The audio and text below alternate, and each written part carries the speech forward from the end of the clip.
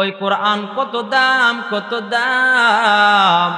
কিতাবের ভিতরে আসছে পয়গম্বরে আরবি এক এক করে যখন কোরআনের বাণীগুলো আরবের মানুষের কাছে পৌঁছাইতেছে, আরবের লোকেরা যখন কোরআনুল কারীমের এই সবকগুলো যখন তারা গ্রহণ করতেছে, এমনই সময় কাফেরদের মাথা এরকমভাবে নষ্ট হয়ে যাচ্ছে যে মুসলমান দিন দিন বাড়তেছে, মুহাম্মদের সংখ্যা বাড়তেছে, অতএব মুহাম্মদকে আর রাখা যাবে না, মুহাম্মদকে হত্যা করতে হবে।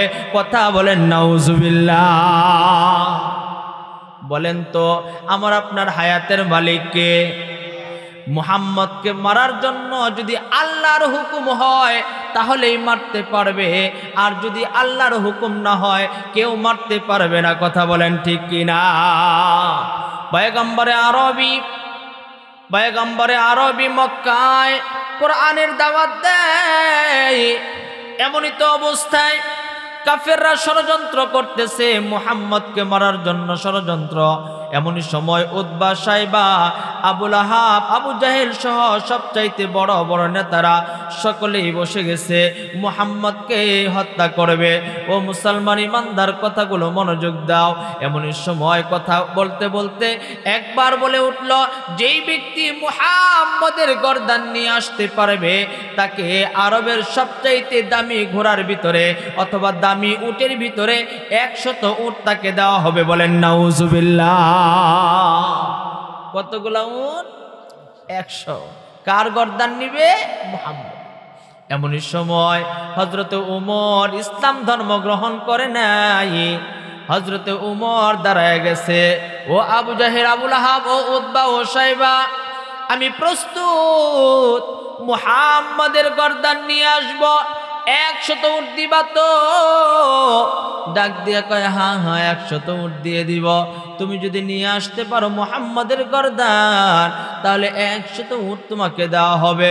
ও মুসলমান ইমানদার, এবার হযরতে ওমর ঘরের দিকে যায়, গিয়ে একটা রাঙ্গা তরবারি নিয়ে আসে আর ডাক দিয়ে বলে, এই তরবারি আজ থেকে কারো গলা থেকে তা কারো গর্দান শিরচ্ছেদ করে নাই, আজকে মুহাম্মদের গর্দানকে শিরচ্ছেদ করবে। বলেন নাউজুবিল্লাহ। হযরতে উমর দাঁড়ায় গেছে মুহাম্মদের গর্দান আনার জন্য। ও মুসলমান, তরবারির ডান হাতে নিয়ে দৌড়ায়, পয়গম্বরের গর্দান নিয়ে আসবি। রাস্তা দিয়ে যখন দৌড়ায় যাচ্ছে, পথি মধ্যে বন্ধুর সঙ্গে সাক্ষাৎ, ডাক দিয়ে কয়, ও দোস্ত উমর, কোথায় যাও, কোথায় যাও? হযরত উমর ডাক দিয়ে কয়, মুহাম্মদের গর্দান আনতে যাচ্ছি। মুহাম্মদ আমাদের বাপদাদার ধর্মকে অপমান করে, মুহাম্মদ আমাদের বাপদাদার সঙ্গে খারাপ ব্যবহার করে, লাত উজ্জা সনম থেকে শুরু করে যত মূর্তির ইবাদত আমরা করি এই সমস্ত মূর্তি সম্পর্কে সে কটূক্তি করে, এই জন্য মুহাম্মদের গর্দান নিয়ে আসতে যাচ্ছি। বলেন না নাউজুবিল্লাহ। ও মুসলমান ইমানদার, দোস্ত ডাক দিয়ে কয়, ও উমর, যাচ্ছ মুহাম্মদের গর্দান নিয়ে আসতে, যাও, এর আগে একটা কথা শোনো, তুমি যেই কারণে মুহাম্মদের গর্দান আনতে যাচ্ছ, তোমার বোনেই তো ওই মুহাম্মদের ধর্ম গ্রহণ করেছে। কন্যা সুবহানাল্লাহ। ভাইরা আমার, হযরতে উমর এবার চিন্তা করে মুহাম্মদের গর্দান নয়, আগে যাই নিজের বোনকে হত্যা করে ফেলব। এবার মুহাম্মদের বাড়ির দিকে না গিয়ে এবার সে দৌড়াইতেছে নিজের বোনের বাড়ির দিকে, যাইতেছে। বাড়ির দরজায় গিয়ে যখন কড়া নাড়ল, টক টক আওয়াজ দিল, এমনই সময় বোন বুঝতে পারল আমার ভাই উমর আসছে। সেই সময় হযরতে উমরের আওয়াজের শব্দ যখন সে পেয়ে গেল, সঙ্গে সঙ্গে ওই সময় ফাতেমা সে আল্লাহর কালাম তেলাওয়াত করতেছিল। এমনই সময় বালিশের নিচে আল্লাহর কালামের সহিফাগুলো, পৃষ্ঠাগুলো রেখে দিয়েছে। কোন সুবহানাল্লাহ। কারণ ফাতেমা কোরআনের মজা পাইছে, ফাতেমা কোরআনের মজা পাইছে। কোরআন পড়লে কি পরিমাণ মজা ওই মহিলা পেয়েছে, যার কারণে যখনই সময় পায় তখনই আল্লাহর কালাম তেলাওয়াত করে। ও মুসলমান ইমানদার, আজকে দেখা যায় আমরা মোবাইলের মজা পাইছি, যখনই সময় পাই মোবাইলে বিভিন্ন ধরনের এরকম ভাবে টাচফোন ব্যবহার করে। টাচফোনের মধ্যে আমরা যেই জিনিসের মজা পাই ওইটাই আমরা চালাই, কথা কোন ঠিক কিনা? ও মুসলমান ইমানদার, শুধু তাই নয়, যেই জিনিসের মজা বুঝে সে সেই জিনিসের মধ্যে মত্ত হয়ে থাকে। যে ফুটবলের মজা পায়, সময় পাইলেই ফুটবল খেলে, যে ক্রিকেটের মজা পায় সে তো সময় পাইলে ক্রিকেট খেলে। আর দেখবেন আল্লাহর কিছু কিছু বান্দা বান্দি আছে, তারা আল্লাহর কালাম পড়তে মজা পায়, যখন এই সময় পায় তখনই আল্লাহর কালাম তেলাওয়াত করে। কন্যা সুবহানাল্লাহ। ভাইরা আমার, এটা তো সাধারণ কিতাব না, এটা তো এমন একটা কিতাব, এমন একটা কিতাব, এই কিতাবের বাড়ি হলো লৌহে মাহফুজ। যেই কিতাবের ভিতরে লেখা শুধুমাত্র কেবলমাত্র আল্লাহ তাআলার স্বয়ং কথাগুলো। কন্যা সুবহানাল্লাহ। আজকে আমরা পড়ি না, যার কারণে কোরআনের মজা বুঝি না। আজকে আমরা কোরআন খুলে দেখি না, যার কারণে কোরআনের মজা বুঝি না। আজকে আমরা কোরআন কখনো খুলে দেখি না, কোরআনে কেমন হরফগুলো, কোরআন দেখতে কেমন, কোরআনের ভিতরের শব্দগুলো কেমন, বাক্যগুলো কেমন, যার কারণে কোরআনের মজা বুঝি না। যদি একবার খুলতা তাহলে তুমি তোমার ছোট্ট যে অবলা সরলা সন্তানটা আছে এর থেকেও বেশি মজা পাইতা আল্লাহর কালাম তেলাওয়াতের ভিতরে। কন্যা সুবহানাল্লাহ। আজকে আমরা তেলাওয়াত করি না, যার কারণে কোরআনের মজা বুঝি না। ভাইরা আমার, ফাতেমা তেলাওয়াত করা বন্ধ করে দিয়ে কোরআনের পৃষ্ঠাগুলো এরকম ভাবে বালিশের নিচে রেখে দেয়। হযরতে ওমর বাড়িতে প্রবেশ করল, ডাক দিয়ে কয়, ফাতেমা কি তেলাওয়াত করতেছিলা? ফাতেমার ভয় নাই, ফাতেমা ভয় করে না। বলেন তো মুসলমান একজনকেই ভয় করে, তিনি কে? আর একটু আওয়াজ দিয়ে বলেন, তিনি কে? मैं मर्द मुसलमान हो, मैं मर्द मुसलमान, एक हाथ में तलवार है, एक हाथ में कुरान। बोलें ना अल्लाहु আকবার। ফাতেমা ডাক দিয়ে কয়, ভাই আমি যা তেলাওয়াত করতেছিলাম এটা কোনো কবির লেখা না, এটা কোনো গদ্য না, এটা কোনো পদ্য না, এটা কোনো সাহিত্যিকের কিতাব না, এটা স্বয়ং আমার এবং তোমার মালিকের কিতাব। তাই মালিকের নাম হলো আল্লাহ। ডাক দিয়ে বলেন না আল্লাহ। আরেকটু আওয়াজ দিয়ে বলেন আল্লাহ।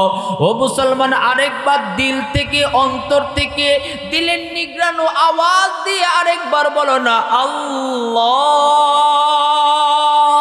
ও মুসলমান, যখন আল্লাহকে আল্লাহ বলবা দিলের ভিতরে প্রশান্তি আসবে।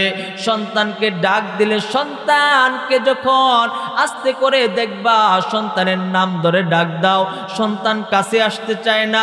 সন্তানকে আদর করে ডাক দিছো, বাবা আব্বা এদিকে আসো, দেখবেন আসতে চায় না। আবার ডাক দেন, বাবা এদিকে আসো না। যখন যত মায়া করে ডাক দিবেন, আপনার সন্তান আপনার কোলে ছুটে আসে কি আসে না?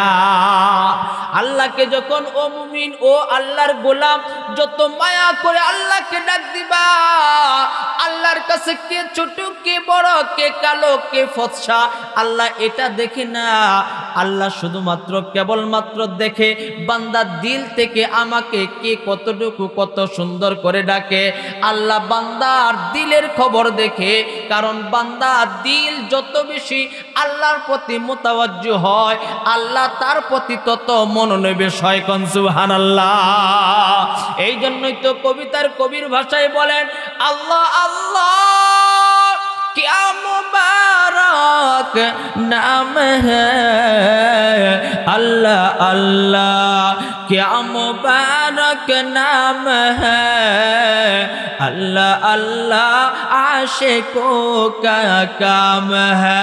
अल्लाह अल्लाह हिच शीरी नस्तिनाम, अल्लाह अल्लाह हिच शीरी नम तमाम।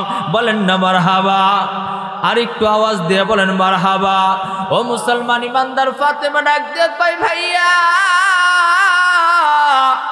আমি পড়তেছিলাম আল্লাহর কালাম, এটা তো এমন একটা কালাম, এটা এমন একজনের কালাম যিনি হলেন আমারও রব তোমারও রব, তিনি হলেন আল্লাহ।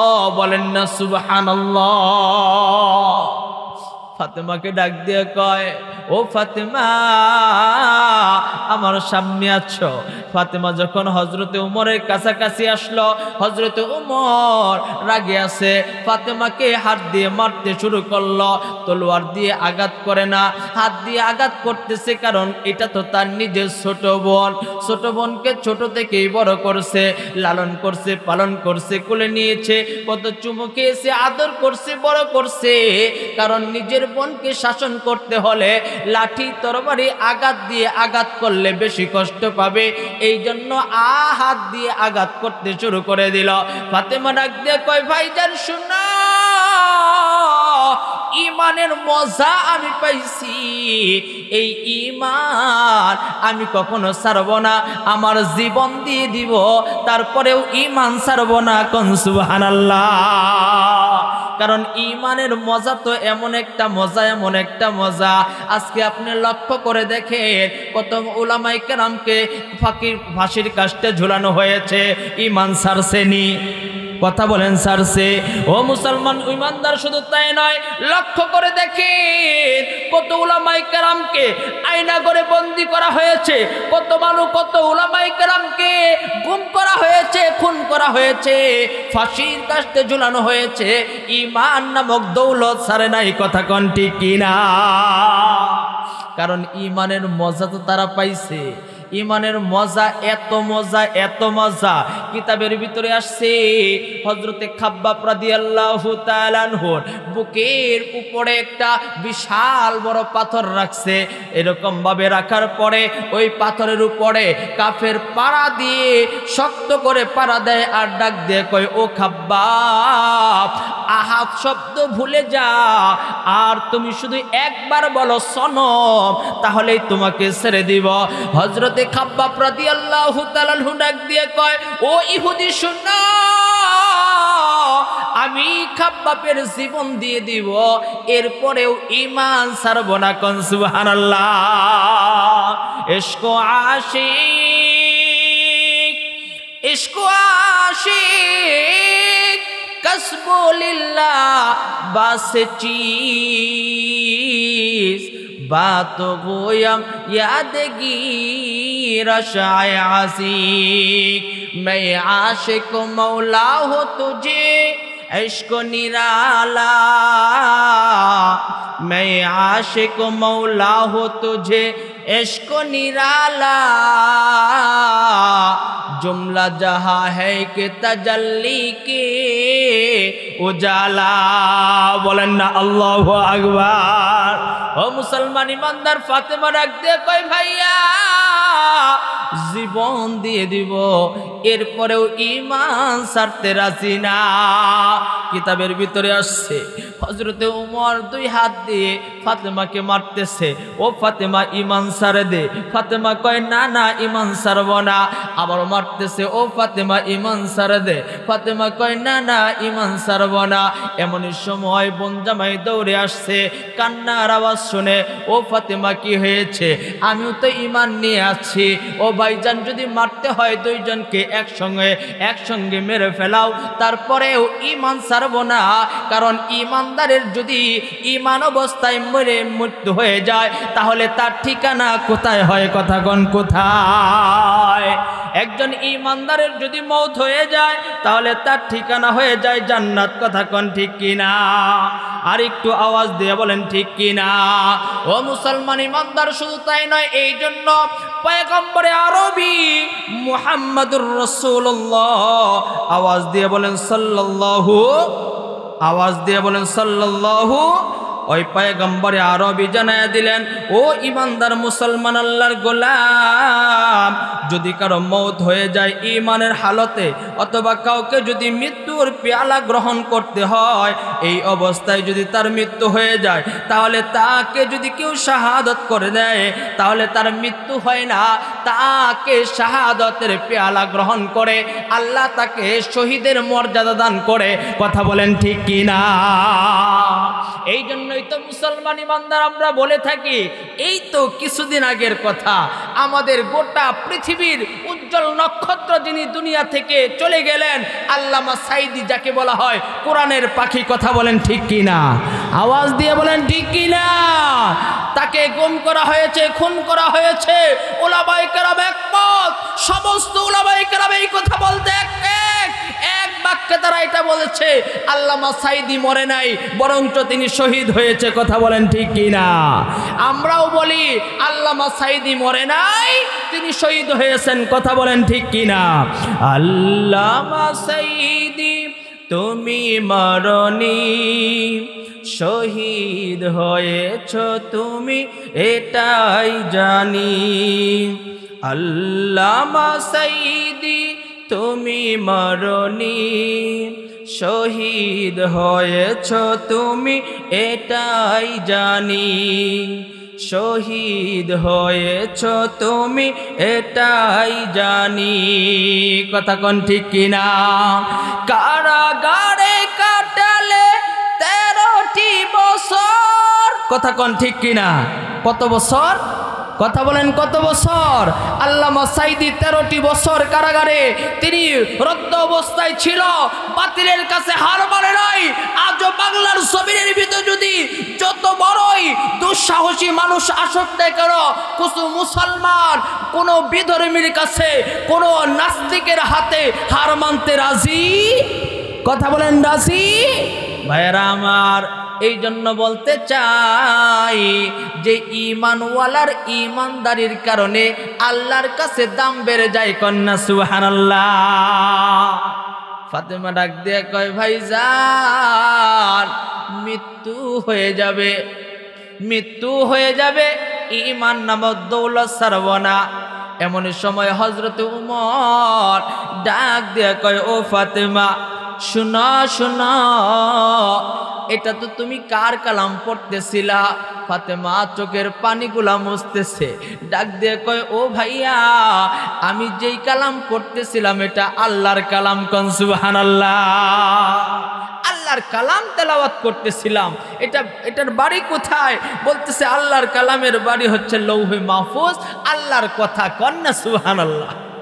কিতাবের ভিতরে আসছে, পয়গম্বরে আরবি জানায়া দেন, কোন মানুষ যখন নামাজের ভিতরে আল্লাহর কালাম তেলাওয়াত করে, সে তো আল্লাহর কালাম তেলাওয়াত করে না, সে তো স্বয়ং আল্লাহ তাআলার সঙ্গে কথা বলে। কোন সুবহানাল্লাহ।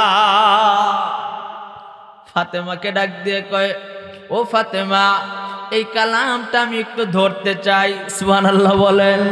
ও ফাতেমা, একটু কালামটা আমার কাছে দাও, আমি আল্লাহর কালামটা একটু ধরতে চাই। ফাতেমা ডাক দে কয়, ভাই স্যার, দুনিয়ার সমস্ত কিতাব ধরা যায়, কিন্তু আল্লাহর কালাম না পাকি অবস্থায় ধরা যায় না। আল্লাহর কালাম ধরতে হলে ওযু যদি না থাকে ওযু করতে হয়, গোসলের প্রয়োজন হলে পাক পরিষ্কার হয়ে গোসল করে এরপরে আল্লাহর কালাম ধরা হয়। আর আল্লাহর কালাম অপবিত্র অবস্থায় অর্থাৎ ওযু ছাড়া পড়া যায়, কিন্তু ওযু ছাড়া ধরা যায় না। কথা কোন ঠিক কিনা? ভাইরা আমার, ফাতেমা ডাক দিয়ে কয়, ভাইজান এই আল্লাহর কালাম এটা তো ধরা যাবে না, তুমি শুনতে পারবা। এবার ফাতেমাকে ডাক দিয়ে কয়, ও ফাতেমা, যেই কালামটা তুমি পড়তেছিলে আমাকে একটু শুনায় দাও। ফাতেমা কয়, ডাক দিয়ে কয়, ও ভাইজান তুমি শুনবানি? হযরত উমর ডাক দিয়ে কয়, হা হা শুনব। এবার উমর হাঁটু গেড়ে জমিনের মধ্যে বসে গেছে। ফাতেমা তার বালিশের নিচ থেকে ভয়ে যেই সহিফাগুলা, কোরআনের যেই পৃষ্ঠাগুলো বালিশের নিচে লুকিয়ে রেখেছিল, আস্তে করে ঘরের ভিতরে গিয়ে পৃষ্ঠাগুলা নিয়ে আসছে, পৃষ্ঠাগুলা নিয়ে আসছে। হযরতে ওমর বসা এমন ভাবে কাগজগুলা খোলার সঙ্গে সঙ্গে আল্লাহু আকবার, আল্লাহু আকবার, আল্লাহর কালামের ভিতরে একটা সূরা আছে, সূরাতুত তাহা। বলেন না আল্লাহু আকবার।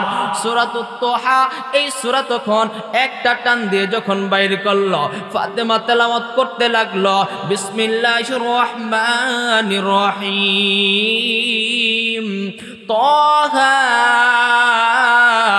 মা আনসালনা আলাইকাল কুরআনা লিতাশকা ইল্লা তাযকিরাতাল লিমান ইয়াখশা তানসিলাম মিম্মান খালাকাল আরদা ওয়াস সামাওয়াতিল উলা আর রহমান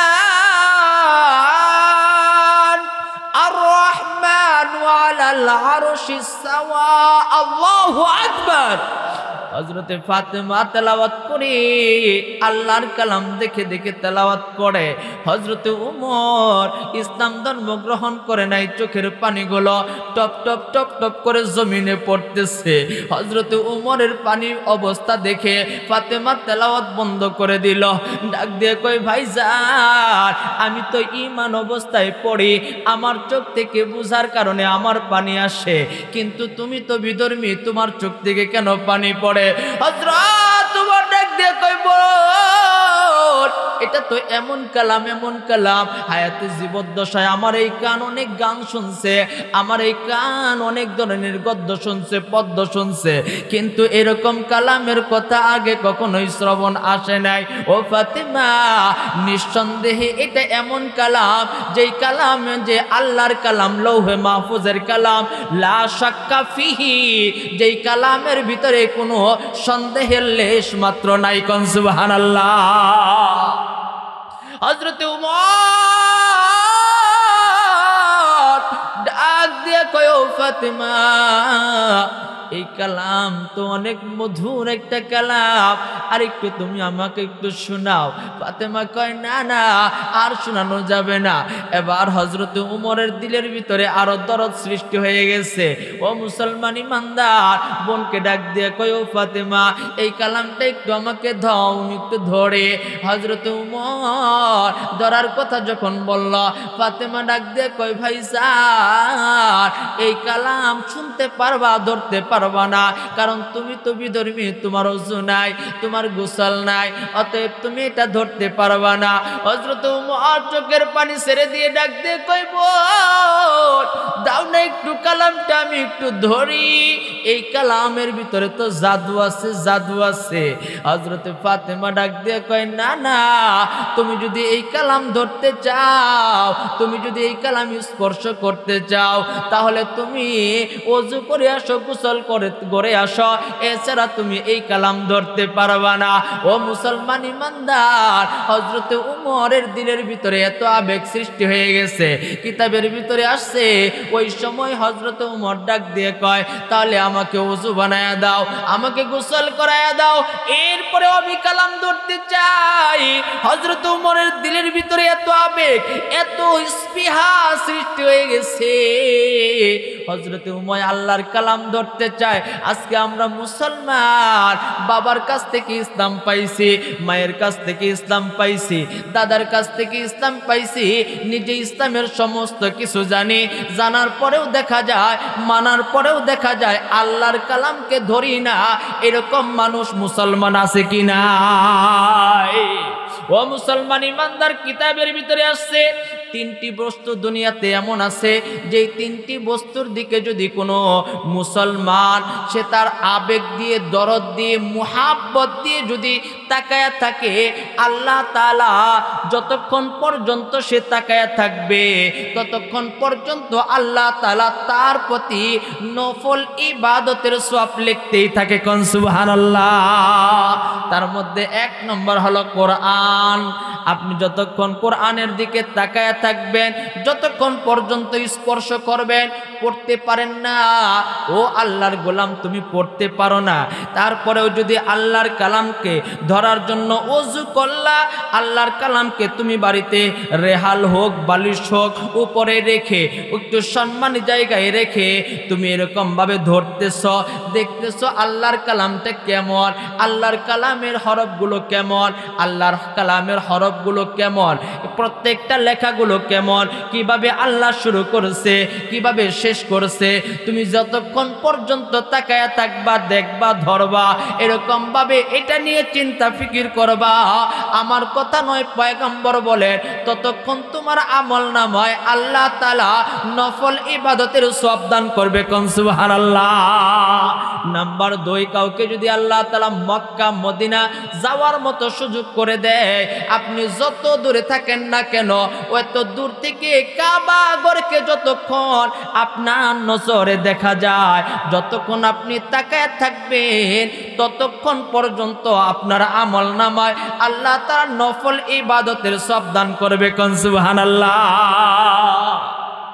আজকে দেখবেন মানুষের টাকা নাই, পয়সা নাই, তারপরেও মক্কা মদিনার আবেগ যাওয়ার জন্য দিলের ভিতরে হইচই করে, করে কি করে না? কথা বলেন, করে কি করে না? এক ভ্যান চালক বাবাজি আমার ডাক দিয়ে বললাম, ও চাচা আপনি ভ্যান চালান আর কি করেন? কই হুজুর আমি সারা দিনে ভ্যান চালাই, যতটুকু টাকা আমি কামাই করি, যতটুকু টাকা আমার উপার্জিত হয়, এর থেকে কিছু টাকা আমি রেখে দেই। আমার দিলে আশা, আমি যদি একবার মদিনায় যাইতাম, একবার পবিত্র মদিনায় গিয়ে নবীজির রওজায় গিয়ে যদি সালাম দিতে পারতাম। কিতাবের ভিতরে আসছে, কোনো ব্যক্তি যদি নবীকে দেখে আল্লাহ তাআলা তার জন্য জান্নাত ওয়াজিব করে দেয়। কোন সুবহানাল্লাহ। আজকে নবী নাই, ওই নবীর রওজা আছে, আজকে নবী আমার দুনিয়া থেকে চলে গেছে।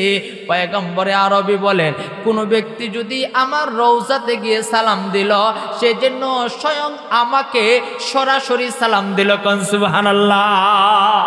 আর কারো যদি যাইতেও পারলেন না, সালামও দিতে পারলেন না, আল্লাহর কাছে দোয়া করলেন, মালিক তুমি আমারে একবার হলেও, আমি তো যাইতেও পারবো না, আমাকে কমপক্ষে স্বপ্নে যুগে আপনার পয়গম্বরকে আমাকে একবার দেখায়া দাও।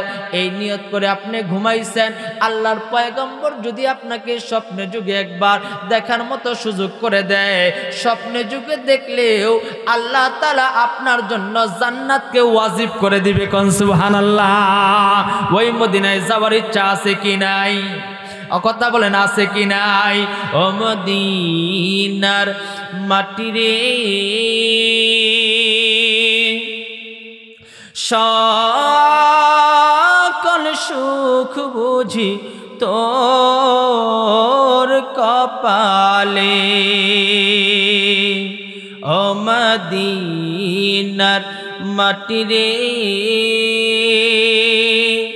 সকল সুখ বুঝি তোর কপালে। ওই মদিনা যাব তো ইনশাল্লাহ, নিয়ত আছে তো ইনশাল্লাহ। আল্লাহর কাছে দোয়া করেন, যতটুকু কামাই রোজগার করেন, এর থেকে কিছু টাকা পয়সা এবং এইভাবে আপনি কি করেন, একটা জায়গায় নির্দিষ্ট স্থানে জমা করে রাখেন, আর আল্লাহর কাছে দোয়া করেন, মালিক বরকত দিয়ে দাও, এই সম্পদ দিয়ে যেন আমি মক্কা মদিনা যাইতে পারি। আল্লাহ নিতে পারে কি পারে না? 3 নম্বর হলো যে কোনো ব্যক্তির যদি আল্লাহ তাআলা এখন পর্যন্ত বাবা মা হায়াত দারাজ রেখেছেন, এখন পর্যন্ত যার বাবা মা আছে তাদের খেদমত করবেন, মোহাব্বত করবেন, তাদের মাথায় তেল লাগায় দিবেন, পাগুলো টিপে দিবেন, তার শরীরে যদি কোনো সমস্যা থাকে ডাক্তার দেখাবেন, তার কাপড় চোপড় ধুয়ে দিবেন। বলা হয়েছে বাবা মা যদি কারো প্রতি সন্তুষ্ট হয়, ওই বাবা মার প্রতি যদি আপনি নেক নজরে তাকায় থাকেন, যতক্ষণ পর্যন্ত সেবা করবেন, নেক নজরে তাকায় থাকবেন, ততক্ষণ পর্যন্ত আপনার আমল নামায় আল্লাহ তাআলা নফল ইবাদতের সওয়াব দান করবে। কোন সুবহানাল্লাহ। হযরত উমর ডাক দিয়ে কই, বোন এই কালামের এত দাম এত সম্মান, এই কালামটা আমি একটু হাতে নিতে চাই। ফাতেমা ডাক দিয়ে কয় এইভাবে নেওয়া যাবে না, ওযু করো। হযরত উমর ওযু বানাইছে, ওযু বানাইছে, ওযু বানাইয়া ওযু করে এবার আল্লাহর কালামকে হাতে নিবে।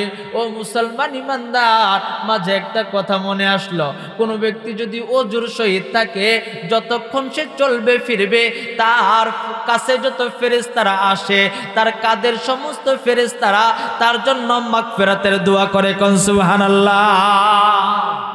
ওযু এত দাম। বলা হয়েছে কোনো ব্যক্তি যদি ওযু আছে, আপনি ওযু করলেন, এমন অবস্থায় আল্লাহ না করুক, ওই অবস্থায় যদি আপনার মৃত্যু হয়ে যায়, এক কিতাবের মধ্যে আসছে এই অবস্থায় যদি আপনার মৃত্যু হয়ে যায়, ওযু অবস্থায়, ওযু থাকা অবস্থায় কারো যদি মৌত হয়ে যায়, আল্লাহর পয়গম্বর বলেন তাকে আল্লাহ তাআলা শাহাদাতের মৌত দান করবে। কোন সুবহানাল্লাহ। ভাইরা আমার, তাফসীরের ভিতরে আসছে পয়গম্বরে আরবি বলেন যে ব্যক্তি ওযু করলো, ওযু করার জন্য আগে আমরা হাত ধই কি ধই না? যে আমি আর আপনি এই হাত দিয়ে যত ছোট ছোট গুনাহ করি না কেন, ওযু করার কারণে আল্লাহ তাআলা হাতের গুনাহগুলোকে, সগীরা গুনাহকে মাফ করে দেয়। কোন সুবহানাল্লাহ। আমরা যখন মুখ ধৌত করি, মুখের গুনাহকে আল্লাহ তাআলা মাফ করে দেয়। যখন এরকম ভাবে কোনই পর্যন্ত হাত ধৌত করে, কোনই পর্যন্ত হাত দিয়ে যত সগীরা গুনাহ হয় আল্লাহ মাফ করে দেয়। পা ধুলে সমস্ত পায়ের গুনাহ মাফ করে দেয়। ওযুর এত ফজিলত, আজকে থেকে নিয়ত করতে পারি কি পারি না যে হুজুর আমি যতদিন থাকবো ওযু অবস্থায় দুনিয়াতে থাকবো, পারি কি পারি না? ভাইরা আমার, হযরত উমর ডাক দিয়ে কই বল আমাকে ওযু করাইয়া দাও। মা ফাতেমা এরকম ভাবে ওযু করে দিল। হযরত উমর আল্লাহর কালামটাকে আস্তে করে হাতের মধ্যে নিল। নেওয়ার সঙ্গে সঙ্গে তার চোখের পানি আরো বেড়ে গেল। চোখ থেকে পানিগুলো টকমক টকমক করে পড়তেছে। ও মুসলমান ইমানদার, বলা হয়েছে কিতাবের ভিতরে আসছে, তুমি যত পেরেশানিতে থাকো না কেন, তোমার ভিতরে যত ধরনের খারাপি থাক না কেন, তোমার বাড়িতে যদি একটা আল্লাহর কালাম থাকে, তুমি পেরেশানি অবস্থায় ওযু করো, ওযু করে আল্লাহর কালামের দিকে, আল্লাহর কালামটা খুলে তুমি তাকায়া থাকো, তোমার সমস্ত পেরেশানি, সমস্ত মুসিবত দূর করে দিবে কি? ভাইরা আমার, হযরত উমর আল্লাহর কালামের কয়েকটা পৃষ্ঠা যখন হাতে নিল, তার চোখ থেকে পানিগুলো টকমক টকমক করে পড়তেছে। হযরত উমর এই সহিফার পৃষ্ঠাগুলো, আল্লাহর কালামের কথাগুলো বুকের সঙ্গে জড়ায়া ধরেছে, মুখে নিয়ে চুমু খায়, কপালে লাগায়, মাথায় নেয়, কি করবে হুঁশ নাই। ফাতেমা ডাক দিয়া কয় ও ভাইয়া, আল্লাহর কালামের পৃষ্ঠাগুলো আমাকে দাও। হযরত উমর ডাক দিয়া কয় এত মজা পাইলাম, এত মজা পাইলাম, নিজের সন্তানকে কোলে নিলে এত মজা পাই না, এত সুন্দর এত মজা পাইলাম আল্লাহর কালামের মধ্যে। ও ফাতেমা, ঘর থেকে বাইর হয়েছিলাম মুহাম্মাদের গর্দান নেওয়ার জন্য, ঈমানকে হয় নষ্ট করার জন্য, মুহাম্মাদের ধর্মকে চিরচ্ছেদ করার জন্য। ও ফাতেমা, আমি দেখলাম দুনিয়ার সমস্ত ধর্মগুলাই হলো বাতিল, একটা ধর্মই হলো হক, তার নাম হলো ইসলাম। কথা বলেন ঠিক কি না? ফাতেমা ডাক দিয়ে কই ভাইজান, তুমি কি বলতে চাও বলো। হযরত উমর ডাক দিয়ে কয় ও ফাতেমা শুনো, আমি তোমাকে আর মারতে চাই না, তোমার কাছে ক্ষমা চাই, যতগুলো মাইর দিলাম আমি তোমার কাছে ক্ষমা চাই। ও ফাতেমা শুনো, মুহাম্মাদের বাড়ি কোথায় একটু যদি দেখাইয়া দিতা। ফাতেমা ডাক দিয়ে কয় মুহাম্মাদের বাড়ি তো ওইদিকে। হযরত উমর পয়গম্বরের বাড়ির দিকে দৌড়ায়। যেই সময় রঙ্গা তরবারিটা খোলা অবস্থায় মুহাম্মাদের বাড়ির দিকে যাইতেছিল, এবার তরবারি খাপের ভিতরে ঢুকাইয়া হযরত উমর পয়গম্বরের বাড়ির দিকে যায়। বলেন না আল্লাহু আকবার। আর একটু জোরে বলেন না আল্লাহু আকবার। ও মুসলমান ইমানদার, হযরত উমর আগে গিয়েছিল হুঙ্কার দিয়ে, এবার যায় মাথাটা নিচু করে। সুবহানাল্লাহ কবেন না? ও মুসলমান ইমানদার, হযরত ওমর মাথাটা নিচু করে তরবারিটা খাবের ভিতর ঢুকাইয়া দিলটাকে নরম করে চোখের পানি দিয়ে পড়তে পড়তে এরকম ভাবে মেজাজটাকে ঠান্ডা করে চিন্তা করে কি করলাম কি করলাম, এই দুনিয়ার তো সব কিছুই মিছা, এই দুনিয়া থেকে তো চিরবিদায় হয়ে চলে যেতে হবে। কার সঙ্গে বেয়াদবি করলাম, কার সঙ্গে খারাপ আচরণ করলাম। ও মুসলমান ইমানদার, হযরত ওমর চিন্তা করে এই দুনিয়া তো থাকার জায়গা না, এই দুনিয়া থেকে তো চিরবিদায় হয়ে চলে যেতে হবে। ও মুসলমান, আমি আর আপনি আসছি, এক সময় আমরাও থাকবো না। কথা বলেন ঠিক কি না? কিতাবের ভিতরে আসছে, এই দুনিয়ার মিসাল দিতে গিয়ে কবি বলেন, এ দুনিয়া মিসলে কাগজ ফুল হ্যায়, এ দুনিয়া मिसले कागज फूल है, देखने में खुशनमा है वो मगर कुछ भी नहीं, देखने में खुशनमा है वो मगर कुछ भी नहीं। हजरत उमर चिंता करे এই দুনিয়ার সঙ্গে আমি মত্ত লাগাইয়া মুহাম্মদের মতো এত সুন্দর একজন মানুষের সঙ্গে আমি খারাপ ব্যবহার করতে যাইতেছিলাম, এটা হতে পারে আল্লাহ তাআলার ইশারা। অতএব হযরত উমর চিন্তা করে দুনিয়া থেকে তো চিরবিদায় হয়ে চলে যাব, ঈমান নামক দৌলতটাকে গ্রহণ করে নেই, তাহলে আল্লাহ তাআলা হতে পারে আমাকে maaf করে দিবে। কোন সুবহানাল্লাহ। হযরত উমর পয়গম্বরের বাড়ির দিকে রওনা হয়। পয়গম্বর হযরত উমর রাদিয়াল্লাহু তাআলা আনহুর যাওয়ার খবর যখন শুনল, সাহাবায়ে কেরাম রাদিয়াল্লাহু তাআলা আনহুকে বললেন, তাড়াতাড়ি দরজা খুলে দাও, রাস্তা বানাইয়া দাও, রাস্তা করে দাও। হযরত উমরকে ঘরে প্রবেশ করার জন্য অনুমতি দিয়ে দিল। হযরত উমর পয়গম্বরের বাড়িতে প্রবেশ করল। পয়গম্বরের পায়ের কাছে গিয়ে নিজের রাঙ্গা তরবারিটা নিজের পায়ের নিচে পয়গম্বরের পায়ের নিচে রেখে দিছে। কন্যা আল্লাহু আকবার। আরেকটু জোরে বলেন না আল্লাহু আকবার। ডাক দিয়ে কই, পয়গম্বর জীবনে অনেক ভুল করছি গো, ও গো পয়গম্বর, মৃত্যুর কথা আমার স্মরণ ছিল না, এই দুনিয়া থেকে তো চিরবিদায় হয়ে চলেই যেতে হবে, কি নিয়ে যাব? খালি হাত পা নিয়ে মায়ের গর্ভ থেকে আসছে, এক সময় যখন মৃত্যু হয়ে যাবে খালি হাত পা নিয়ে চলে যাইতে হবে। দুনিয়া তো দুনিয়ার অবস্থাতেই থেকে যাবে। শুধু তাই নয়, কিতাবের ভিতরে আসছে আল্লাহর ওলি একবার বাড়ি থেকে বাইর হইলেন সফর করার জন্য। এমন সময় চিন্তা করে এই দুনিয়া তো দুনিয়া থেকে যাবে, আমি তো এক সময় থাকবো না, আল্লাহ তাআলা তো আমার প্রত্যেকটা সময়ের হিসাব নিবে, আল্লাহ তাআলা তো আমার প্রত্যেকটা মুহূর্তের হিসাব নিবে, প্রত্যেকটা মিনিটের হিসাব নিবে, প্রত্যেকটা ঘন্টার হিসাব নিবে, প্রত্যেকটা দিনের হিসাব নিবে। ও মুসলমান, কথা বলেন ঠিক কি না? প্রত্যেকটা সময়ের হিসাব নিবে।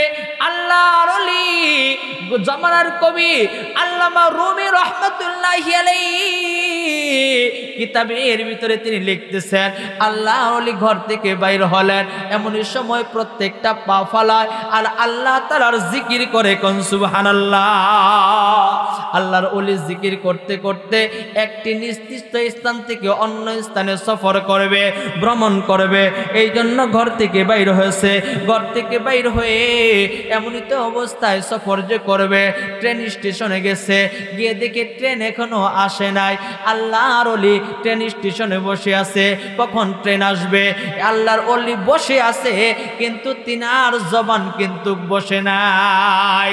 জবানটাকে খুলে দিয়ে দুইটা ঠোঁট দিয়ে নাড়ায় নাড়ায় পড়তেছে আল্লাহু আকবার, সুবহানাল্লাহ, আলহামদুলিল্লাহ, লা ইলাহা ইল্লাল্লাহু, আল্লাহু আকবার। আল্লাহর ওলি চিন্তা করে আল্লাহ তাআলা তো প্রত্যেকটা সেকেন্ডের হিসাব নিবে, শুধু তার নিবে এরকম নয়, আমাকেও নিবে, আপনারও হিসাব নিবে। একটা মিনিটের হিসাব দিয়ে আমার আপনার জন্য আল্লাহর কাছে পার হওয়া কখনোই সম্ভব নয়। কোন কথা বলেন ঠিক কি না? ভাইরা আমার, আল্লাহর ওলি ট্রেন স্টেশনে বসে আছে, কিছুক্ষণ পরে ট্রেন আসছে, বিসমিল্লাহ বলে ট্রেনে উঠলেন। ওঠার পরে ট্রেনের একটা জানালার পাশে বসলেন, ট্রেন ছেড়ে দিল, ট্রেন দিয়ে যাচ্ছে। এমনই সময় একটা স্টেশনে গিয়ে ট্রেনটা দাঁড়ায় গেছে। আল্লাহর ওলি লক্ষ্য করলেন জানালা দিয়ে একটা গাছ দেখা যায়। এই গাছের মধ্যে একটা বুলবুল পাখি এক ডাল থেকে অপর ডালে যায়, আর এক অপর ডালে যখন যায় তার পেখম নাচায় আর মনের সুখে গান গায়, মনের সুখে গান গায়। আল্লাহর ওলি ডাক দিয়ে কয়, ও বুলবুল পাখি, একটা মেসেজ আমার পক্ষ থেকে দিয়ে যায়। আমি একজন মুসাফির মানুষ, আমার পক্ষ থেকে তোমাকে একটা মেসেজ দিয়ে যায়। ও বুলবুল পাখি শোনো, মৌত কাসিন, মৌত কাসিন জাহে গাফিল, ইख्तितामे जिंदगी, मौत कासिन जाहे गाफिल, इख्तितामे जिंदगी, दर हकीकत जाहे गाफिल, इख्तितामे बंदगी। एक मन सहारा भी होगा, एक मन सहारा भी होगा, एक खबर बुल को दो, ताकि अपनी जिंदगी को सोच कर कुर्बा करे, ताकि अपनी जिंदगी को सोच कर कुर्बा करे। জামানার কবি আল্লামা রুমি রহমাতুল্লাহি আলাইহি কিতাবের ভিতরে লিখতেছেন, আল্লাহর বান্দা যখন সফর করতেছে ওই বুলবুল পাখিকে ডাক দিয়ে কয়, ও বুলবুল পাখি শোনো, এক সময় এই গাছ থাকবে না, গাছের হায়াত শেষ হয়ে যাবে, গাছটার মৃত্যু হয়ে যাবে, তোমার এক সময় হায়াত ফুরায়া যাবে, তোমার মৃত্যু হয়ে যাবে, এক সময় গাছও থাকবে না, তুমিও থাকবা না। অতএব দুনিয়াতে যতক্ষণ থাকবা তুমি তোমার আমলগুলাকে সুন্দর করে নাও, ভালো করে নাও। কথা কোন ঠিক কিনা? ভাইরা আমার, হযরত উমর তরবারি রেখে দেয়, ডাক দিয়া কয়, ও ইয়া রাসূলুল্লাহ, ইয়া হাবিবাল্লাহ, আমারও তো মৃত্যু হয়ে যাবে, দুনিয়া থেকে চলে যাব, কি নিয়ে যাব গো ইয়া রাসূলুল্লাহ? কোথায় আমার মরণ হবে, কে আমার কোথায় ঠিকানা হবে, এটা আমার কিন্তু জানা নাই। এটা উমরের কথা নয়, এটা আমাদের সকলেরই কথা। আমার আপনার মৌত কখন হবে, কোথায় হবে, এটা কারো জানা নাই। কথা বলেন ঠিক কিনা? আওয়াজ দিয়ে বলেন ঠিক কিনা? ও মুসলমান ইমানদার, শুধু তাই নয়, কার কোথায় কবর হবে এটা কিন্তু আমরা জানি না। দেখা যায় বাবার আগে সন্তান দুনিয়া থেকে চলে যায়, সন্তানের আগে বাবা চলে যায়, মা দেখা যায় সন্তানকে নিজ হাতে বাড়ি থেকে বাইর করে দেয়। ও বাবা, তোকে ছোট থেকে বড় করলাম, লালন পালন করলাম, আমার আগে, আমি মায়ের আগে তোর মৃত্যু হয়ে গেল। বলেন তো মৃত্যুর সমস্ত কিছু কার হাতে? আওয়াজ দিয়ে বলেন কার হাতে? কোন জমিনের মাটি আমার হবে গোরস্থান, কোন জমিনের মাটি আমার হবে গোরস্থান। কাদের চোখের জলে আমি পাব পরিত্রাণ, কোন জমিনের মাটি আমার হবে গোরস্থান। কারায় আমায় গোসল দিবে, কে আনিবে কাফন, কারায় আমায় কেঁদে কেঁদে করে দিবে দাফন, কারায় আমায় গোসল দিবে, কে আনিবে কাফন, কারায় আমায় কেঁদে কেঁদে করে দিবে দাফন, কার কারণে করবে ক্ষমা আল্লাহ মেহেরবান, কোন জমিনের মাটি আমার হবে গোরস্থান, কোন জমিনের মাটি আমার হবে গোরস্থান। ও মুসলমান ইমানদার, বলেন তো কার কখন কোথায় মৃত্যু হবে জানা আসেনি? আওয়াজ দিয়ে বলেন আছে। অতএব হযরত ওমর বিধর্মী হওয়ার পরেও বুঝতে পারল যে ইসলাম ছাড়া গতি নাই, ইসলামের ভিতরে আসা ছাড়া কোনো গতি নাই। অতএব আমরা মুসলমান নামাজ রোজা ছাড়া, ভালো আমল ছাড়া কবরেও আমাদের গতি নাই। কথা কোন ঠিক কিনা? এই জন্য আজকের এই মজলিস থেকে, মাহফিল থেকে, মা বোন থেকে শুরু করে যারা এখানে আসছি, শিক্ষা নেই যে এই দুনিয়াতে আসছি, চলে যাব, বিদায় হয়ে চলে যাব, কি নিয়ে যাব? অন্ধকার আমার আপনার বন্ধু হবে যদি কোরআন পড়ি, আর দুনিয়াতে দামি হয়ে যাব। আল্লাহর দেওয়া ফরজি বিধানগুলো যদি আদায় করি, আদায় করব তো ইনশাআল্লাহ, ইনশাআল্লাহ। আল্লাহ তাআলা আমাদের প্রত্যেককে যে কথাগুলো বললাম বুঝে আমল করার তৌফিক দান করে। সকলে বলেন আল্লাহুম্মা আমিন। ওয়া আখির দাওয়ানা আনিল হামদুলিল্লাহি রাব্বিল আলামিন। আবার সর্বশেষ দুরূদ শরীফ পড়ি। আল্লাহুম্মা সাল্লি আলা মুহাম্মাদি ওয়া আলা আলি মুহাম্মাদ কামা সাল্লাইতা আলা ইব্রাহিম ওয়া আলা আলি ইব্রাহিম ইন্নাকা হামিদুম মাজিদ। اللهم بارك على محمد وعلى آل محمد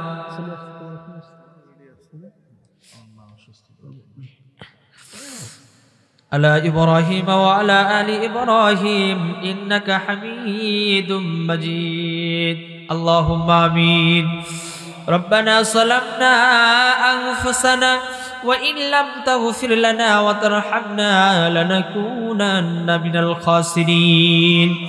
ربنا إننا سمعنا مناديا ينادي للإيمان أن آمنوا بربكم فآمنا. اللهم اهدنا فيمن هديت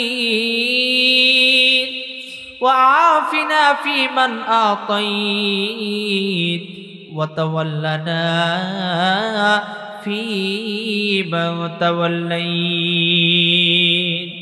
गुनाहों का कश्ती डुबा दे खुदाया तो दुनिया ये रहमत बहा दे खुदाया. बुजुर्गी की नहीं हमको जरूरत, गुलाम अपना बना हमको खुदाया. রব্বে করিম, পবিত্র মাস, পবিত্র সময়, গভীর রজনীতে মাওলা তোমার বান্দা বান্দাদেরকে নিয়ে মাওলা তোমার সেই দরবারে হাত উত্তোলন করেছি। আল্লাহ ওগো মালিক, এমন কোন বান্দা নাই, এমন কোন বান্দি নাই যাদের হায়াতে সিবদ্দশায় গুনাহ হয় নাই। রব্বে করিম, আমরা জেনে না জেনে, বুঝে না বুঝে শয়তানের ধোঁকায় পড়ে রাতের অন্ধকারে সূর্যের আলোতে গুনাহ করছি। আল্লাহ রব্বে করিম, জুমার দিন অতিবাহিত হয়েছে। আল্লাহ তোমার কুদরতি কদমে সেজদা দেওয়ার পর আজকে মাওলা মতি জলসা সামিয়ানার নিচে বসে তোমার সেই দরবারে হাত উত্তোলন করেছি। আল্লাহ তুমি আমাদের প্রত্যেককেই মাফ করে দাও। পাপী তাপী বান্দা মোরা, আমরা গুনাহগার,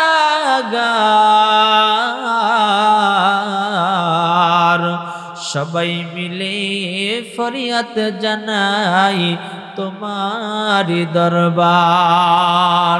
ওগো মালিক, মায়ের গর্ভ থেকে সন্তান ভূমিষ্ঠ হলে যেমন গুনাহ থাকে না, সেরকম বেগুনাহ মাসুম তুমি আমাদের বানায়া দাও। ওগো রব্বে করিম, যা কিছু তেলাওয়াত করলাম কোটি কোটি গুণ সব বানাইয়া দিয়া নবী আলাইহিস সালাতু ওয়াস সালামের রওজা মুবারকে সবখানা পৌঁছায়া দাও। বাবা আদম থেকে শুরু করে আজ পর্যন্ত যত মুমিন মুমিনাত মুসলিম মুসলিমাত গৌস কুতুব আবদাল সহ যত পীর বুজুর্গ কবরে ঘুমায়, ওগো মালিক প্রত্যেকের এই রূহ মুবারককে তুমি সবখানা পৌঁছায়া দাও। ওগো আল্লাহ আজকের এই মজমায় জানি না কার জানি বাবা নাই, কার জানি মা নাই, এমন কোন গোলাম নাই যারা আপনজন প্রিয়জন দুনিয়ার জমিন থেকে বিদায় নেয় নাই। জানি না কার বাবা চলে গেছে, কার মা চলে গেছে।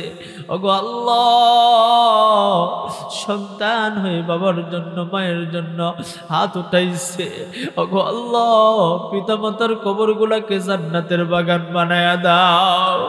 চোখের পানি ছেড়ে দিয়ে বাবার জন্য মায়ের জন্য হাত বাড়াইয়া ওগো মালিক তোমার কাছে ফরিয়াদ জানাই, কারো বাবার কবরে যদি মাওলা আযাবের ফেরেশতা ঢুকে থাকে, গ্রেফতার করে থাকে, মাওলা নাজাত দিয়ে জান্নাতি ফেরেশতার হাতে তুমি হাওলা করে দাও।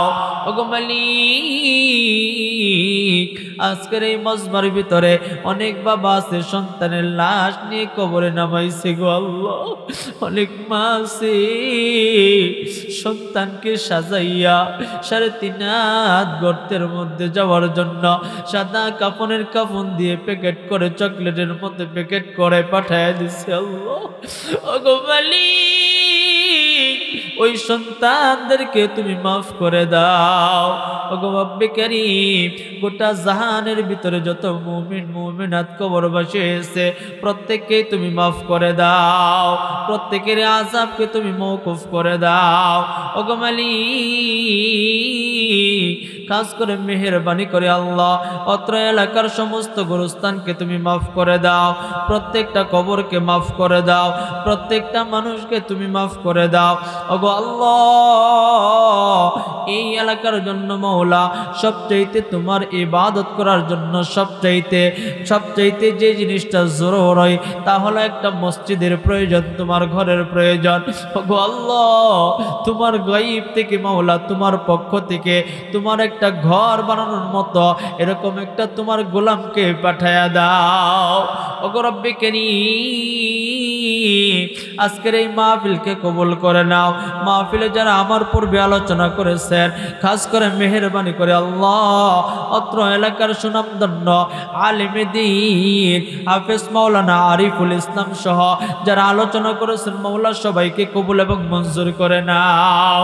ওগো মালিক অত্র মাহফিলের সভাপতি সহসভাপতি প্রধান অতিথি বিশেষ অতিথি সহ মাওলা পর্দানিশীন মা বোনেরা ইয়া আল্লাহ আমার সামনে উপবিষ্ট যারা আছে প্যান্ডেলের মধ্যে যারা আছে স্টেজে যারা আছে মাওলা সবাইকে কবুল এবং মঞ্জুর করে নাও। রব্বে কারীম তোমার বান্দা দোয়া চেয়েছে তার পরিবারের লোকেরা অসুস্থ শিফায়ে কামিলা আজরা নসিব করে দাও। আমাদের ভিতরেও যারা অসুস্থ প্রত্যেককেই শিফায়ে কামিলা আজরা নসিব করে দাও। রব্বে কারীম আজকের এই রচনীকে মাওলা আমাদের নাজাতের ওসিলা হিসেবে কবুল এবং মঞ্জুর করে নাও।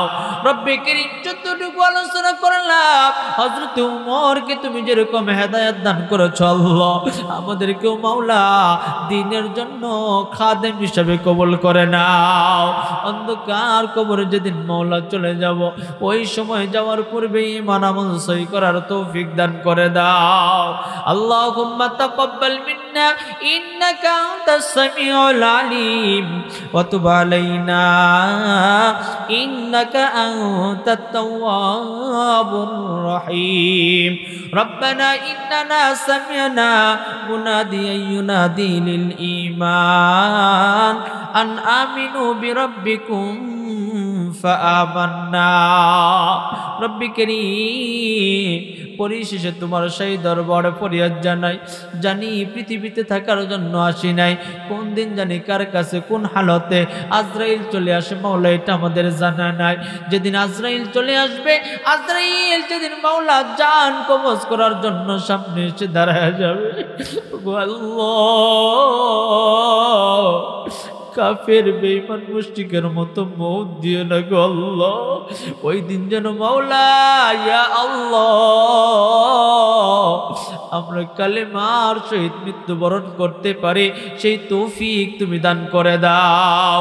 রব্বির হামহুমা কামা রব্বায়ানি সগীরা, রব্বির হামহুমা কামা রব্বায়ানি সগীরা।